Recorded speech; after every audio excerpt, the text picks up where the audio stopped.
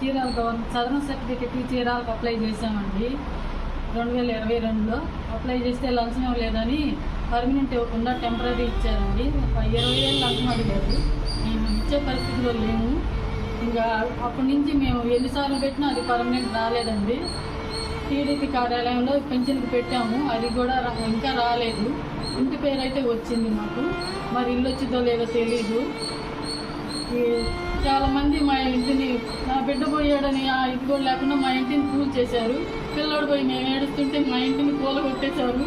అందరూ ఆ లాయర్లు అందరూ కలిసి మా ఇంటిని అమ్ముకొని ₹1,00,000 అప్పిచ్చి 20 లక్షల రూపాయలు ఆస్తి కాజేసి పెద్ద మనుషులు అందరూ కలిసి అమ్ముకున్నారండి మా ఇంటిని. మాకు రూపాయి ఇవ్వలేదు. మేమైతే రోడ్డు మీద ఉన్నాము. ఆరోగ్య పరిస్థితులు బాగలేవు. న్యాయం చేయాలని 10 ఏళ్ళ నుంచి ప్రయత్నం చేస్తున్నానండి. కొండయ్య గారిని కలిపిస్తామని చెప్పి కొండయ్య కింద చాలా మందిని అడిగానండి.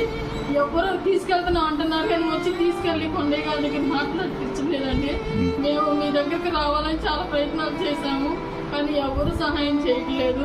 కొండయ్య గారి దగ్గర కూడా తీసుకెళ్ళట్లేదు. నిజం చెప్పాలంటే కొండయ్య కింద ఉన్న వాళ్ళే చాలా అన్యాయం చేశారు సార్ మాకు. కొండయ్య దగ్గర ఉన్న పెద్ద మనుషులు మాకు అన్యాయం చేశారు.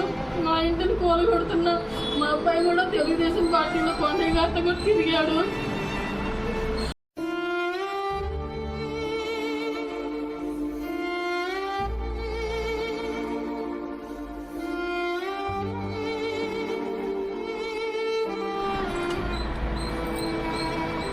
మా అబ్బాయి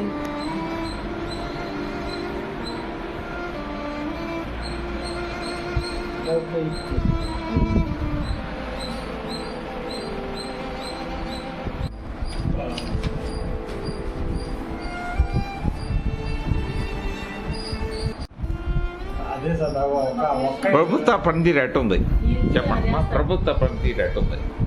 ప్రభుత్వ పనితీరు బాగానే ఉందన్న. మాత్రం మేము తెలుగుదేశం పార్టీ సభ్యులమే, ఆయనకి సభ్యత్వం ఉంది. మా బిడ్డపైన కూడా మమ్మల్ని వదలకుండా మా ఇంటిని కూలగొట్టి మమ్మల్ని మానసికంగా శారీరకంగా హింసించి మా కుటుంబాన్ని రోడ్డు మీద వేశారు. ఎన్నో ప్రయత్నాలు చేశాం కొండయ్య గారి దగ్గరికి వెళ్ళడానికి, మమ్మల్ని ఎవరు తీసుకెళ్ళలేదు. మీ దగ్గరికి రాలేకపోయాము. లోకేష్ అన్న న్యాయం చేయండి మాకు. సంపాదించే బిడ్డ కూడా చనిపోయాడు.